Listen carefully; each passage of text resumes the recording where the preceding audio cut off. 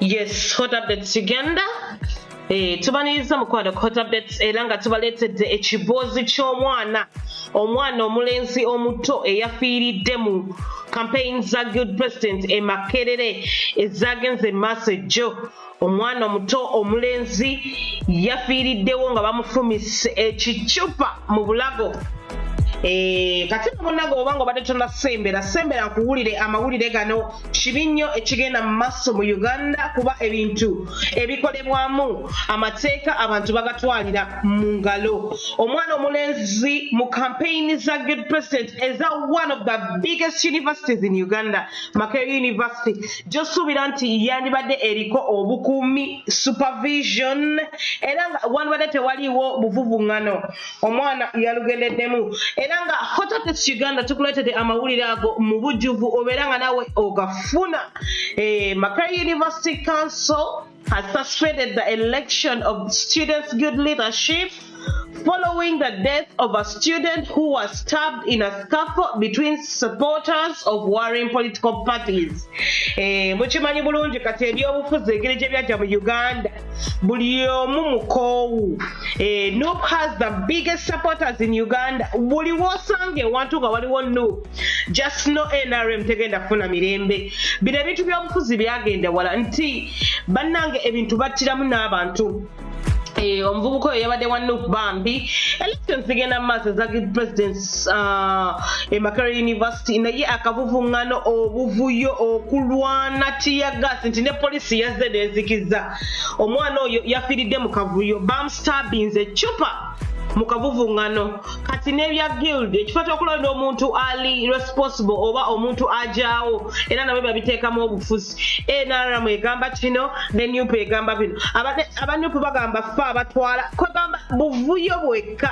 Munnange Secretary ye the University Council Chairperson Miss Rona Magara in a Thursday evening letter addressed to the Vice Chancellor Prof Barnabas Nawagwe and copied to the Speaker of Parliament Anita Amongi.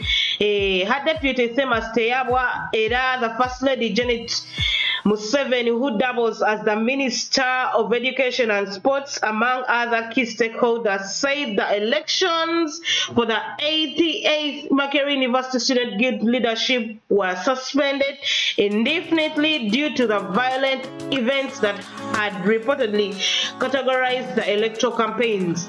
Era nga ngenda basomera ebbaluwa eno. Omukyala Councillor Chairperson Miss Magara Thursday meeting yaweerezera n'awandikira Speaker wa Parliament Amongi ne Deputy Teyebwa era n'akopinga n'abeera nga ebbaluwa eno egendera ddala ne wa Janet Museveni adabolinga nga Minister of Education and Sports ne ba other stakeholders ne bagamba elections zino ziwumuziddwa till further indefinitely. Tebamanyi ddi kuba olw'obuvuyo obugenda maaso mu ggwanga oba olw'obuvuyo babaddewo ku during the elections. Era nga ebbaluwa egamba bw'eti read Makerere students gamble futures. Makerere University Council is appealed by violent events that have characterized the electoral campaigns for the 88th Students' Guild leadership, which resulted into the loss of the life of one of the young people participating in the campaign activities. Okulonda kuno kwetabiddwamu ebikolwa ebitali bituufu era nga kwaviriddeko omuvubuka oba omu student okubeera nga aluzinga obulamu bwe. The University Management and Council has reportedly raised concerns about the persistent cases of indiscipline and violent alterations among members of the students' guilds and the student senior common room, which often resulted in damage to university property and injury to university students and staff. Kati Uganda olaba aba parliament oba abantu ba bulijjo bagamba tewali security, abantu bakola bye baagala, omuntu asobola okutuuka okubbibwa ne kamera ne zivaayo naye ne ne balondola forever ababbi ne babeera nga tebakwatibwa. Ugandans are used to not having security, police tekola mulimu gwayo. Kati ate university ebintu ebigenda maaso mu ggwanga ebyetaaga obukuumi Museveni tafaayo babigalabanja ne bibeera nga tebifiirwa ate university. These concerns have been always coming up and raising up nti bannange abavubuka balalu mumanyi ebyessomero kibigenda munaabeera ku ssomero ebiseera ebisinga lwakuba essomero bakale nti bujja wuliriza ku headmaster bajja kususpending and all that naye university omwana yeetwala yekka tomanyira gyasula omulabalala mu lecture room abaana balalu abaana tebafaayo ekyawa omuntu watuukira okustabingira munne really namustabinga ekicupa lwa bufuzi ekyo kiraga ky'omukulu w'eggwanga. Abaana tebakyafaayo ku kinnoomu oba ku nnansi ebyobufuzi bibaawudde balabanga bano abawagira pati eri mu buyinza abakyamu oba kitegeera abaana balalu nnyo era ebiseera ebisinga mubadde mulabanga University y'e Makerere mu mwaka tasobola kuggwako nga tegaddwawo kubanga tewumuziddwako nnyo. They are always rioting, they are always bringing up strikes kati ate ekyo kyo kyabadde kisufu. Munnange management and the council have reportedly engaged the students' leaders at the guild under SCR levels to address the violent behavior, but the engagements have not yielded any improvements, Miss Makerere said. Miss Makerere Gamabannange, they've already engaged the leaders at the university. Naye munnange meetings oba engagement zireeta results kizibu nnyo okululinga omuntu omukulu. Uganda si yensi gyogamba nti oba eri first world nti oba abantu bali recorded mu computer nti oba ono tugenda mu tracking according to the number oba ku musolo gwasasula. Many are not registered, many are not working. Kwagamba kizibu nnyo n'okutracking omwana tewaliwo measurement oba proper way to scare people nti munnange once oziza omusango tugenda kufuna ku lw'ensonga bweti abantu bazza emisango kyere kubanga ne security oba government tefaayo. I've given a live example of things that are going on today. Abantu babateega on highway n'amaje n'emmundu ne bababba. Government has not come out to clear this. Olaba oteekako sente ku ssimu oba n'otereka ku mobile money sente ne zibula and this never happens like tebajja nakuyamba nti oba munange eno gundi ekola bubi. Uganda anything is possible. So the meeting of these engagements on how to discuss n'okutereza engeri abantu gye bayisaamu oba students omuntu omukulu tafugika. They have not yielded any positive results. So according to her, the suspension includes the guild caretaker, government and the students' common room. Management shall investigate all cases of violence in electoral campaigns for the 88th Students' Guild leadership and report to the council for appropriate action. She said before adding that the council will convene in emergency meetings on Friday, July 15, 2022 to consider further actions to address students' discipline and violence at the university. Management again agezako oku-investigating ebikolwa ebibi byonna ebyagenze maaso mu campaign era nti bajja kufuna abakozi b'emisango era nga bagamba nti bagendako okusinziira bagenda kufuba okulaba nga ba-engaging mu student indiscipline. Katusabe kubanga mbagambye student in Uganda ajja mu lecture room nga tomanyi na bwasula tomanyi bwaddayo tomanyi bwabeerawo and records as far as we tumanyi Uganda. It is very hard to track someone today unless the government is interested in this person, unless this person are of their interest, but otherwise chinom tosuubira police kuyamba. Naye nga kibi nnyo kubanga omuvubuka oyo yafudde and he lost his life. Tagenda kudda bannaye ebyobufuzi bituuse wala eno yonna ensonga ya Museveni okubeera nga tafaayo abantu beekyawa. They don't want NRM anywhere. They would rather kill each other to show nti eno group gye twagala eno group yeeyina amaanyi. So Miss Makerere's letter was prompted by the death of one of the students who was reportedly stabbed with a broken bottle during an alleged scuffle between supporters, opposition parties, the National Unity Platform and the Forum for Democratic Change. Imagine, abantu ba FDC ne NUP, simanya NUP, omwana bamufumise ki broken bottle mu nsi.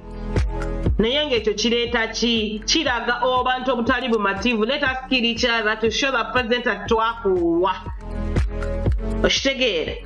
The student identified as colleagues as Michelle Betugumira Bewete died at around 8 p.m. during the final political campaigns ahead of the guild elections that had been scheduled to take place on Friday. Omwana oyo Bewete yafudde ssaawa 2 ez'ekiro during the final political campaigns ahead of the guild elections that had been scheduled to take place on Friday leero. Eyewitnesses who spoke to this publication say that a scuffle ensued between supporters of New Camp led by Guild Cadet Lawrence Alionzi alias Dangote and FDC camp led by the candidate Justus Tukamshaba after supporters of the latter attempted to force their way through the entrance to the university rugby grounds where the Noob candidate was holding his last rally. Leero luno. We had gathered at the rugby grounds to listen to Dangote when supporters of the FDC candidate tried to force their way in. They started pelting stones and broken beer bottles at us. Police intervened and fired tear gas, forcing students to flee. Several students, including myself, were injured. Miss Lian Ayo told his reporter. Babadde bagezaako okugenda mu rugby grounds okuwuliriza omukulembeze wa Noob Dangote nga basupporter ba FDC bwe bayingiriddewo ne baza n'amaanyi ne bayingira mu entrance ne batandika okubeera nga bakasuka ebiyinja n'ebibboto bya bbiya ebyatufu. Poliisi yagezezaako interviewing ne bakuba mu tear gas naye era nga several of them were injured kubanga ecupa si kintu kitono osobola okukuba omuntu ekifa ku nnyindo ku nsingo era bambi tekyabayisiza bulungi ate ne tear gas si mulungi. Another student, Ronald Amanya, said that he saw some stab a colleague with a broken bottle before he started bleeding, possibly from the neck. Ronald yagambye nti yalabye omuntu ng'astabinga oyo omuvubuka ekiboto ekyo ekiri broken before started n'atandikirawo okubleedinga. This boy was in the Noob camp, meaning omuvubuka ono yabadde wa Noob. He had kept exchanging words with some people from the FDC camp. Someone emerged from the crowd and stabbed him with a broken bottle in the neck and disappeared into the crowd, he said. Imagine okubeera eyo nga wassa omuntu olw'okubeera nti awagira Noob. Museveni mukwano ekigenda maaso mu Uganda. People are losing students, people are losing their kids. Bino tebyandibaddewo. Omwana w'abandi yafudde. Oli yavudde eri n'amustabinga kiboto from the crowd n'amala n'adduka. Akaseera ka buzibu. Teri agenda following up oba kiki omuvubuka atandise okubleedinga. The victim who was bleeding is said to have run into Sibira Hall bathrooms to clean the blood, but it was too late. Omusajja of course bakufumita ekiboto ekiri broken ku misuwa gino egyesinga. What do you expect? Yadduse yeetase astopinga omusaayi naye omusaayi gwabadde gufuluma mungi. They tied a cloth around his neck but couldn't help. We had to rush him to the university hospital, but he had lost a lot of blood. He was pronounced dead moments after we arrived at the hospital. Kakati ambulance awo ziyingiriramu. University nene ng'eyo Makerere. Oyinza n'okwesanga ng'eddwaliro lya gundi lya university lyabadde wala nnyo bwe baatutta omwana kuba omuntu watuuka okufa n'aviiramu omusaayi gwa. That means they were trying okutuuka ku ddwaliro. Omwana yabamufumisa ekicupa yagenza okwetaasa mu kiyigo omusaayi guvaamu ate yasoose na mu kiyigo bambi. Bagezezaako musiba ekigoye mu kiwato nga wano mu nsinga. Bamudisiza mu hospital. Pronouncing dead immediately after like a few minutes nga bakamutwala mu ddwaliro. But Uganda tewali security. How can students riot at that extent? Police ebeera abantu there is gonna be danger anytime. Abaana bali so unruly. Ate adults, it's so hard to rule them. In the elections, it was bound to happen actually. Obeera otya ewantu ewali Noob, FDC, NRM abo tebagenda kwatagana. Photos and video footages were seen by this reporter showed a pool of blood on the floor of the bathroom where the victim is said to have tried to clean himself before he passed out and was rushed to the health facility. More photos also showed the victim's face covered in blood as he lay on a bed at a healthy facilitation omwana yafiiridde musaayi ebifaananyi mwabyayo ku social media. Ugandans, let us love each other. Ebintu by'obufuzi, yes, tubiveeko naye biveeko ebikoma. Imagine olyeyo wafumisa omwana w'abandi ekiso oba wafumisa omwana w'abandi ekicupa n'afa. Kibi nnyo. Munnange byebyo hot updates wallahi. Makerere yasuspending the elections until further notice indefinitely. Naye nga kibi nnyo eky'omwana omulenzi okufiira mu kavuyo bw'atyo. Katumusabire musajja wattu famire ye eberenge eguma naye nga twegendereze. Today it can be him enkya ne kibeera ggwe. Ugandans tuli bubi. Ugandans simanyi kigenda mu maaso, but this is so sad. Tetwagala kubeera nga Abanyarwanda batandika bwe batyo ne betta omwana w'abandi yafiiridde mu buzibu. Alright guys, thank you for watching and subscribing. Continue watching our channel tukuleetera ebibozi ebiriko emitwe n'amagulu wano hot updates. Tubaagala nnyo mbeere bulungi. You can tell us what you think. So tubulira kyolowooza ku video eno. Mbeere bulungi, mweraba. Bye bye.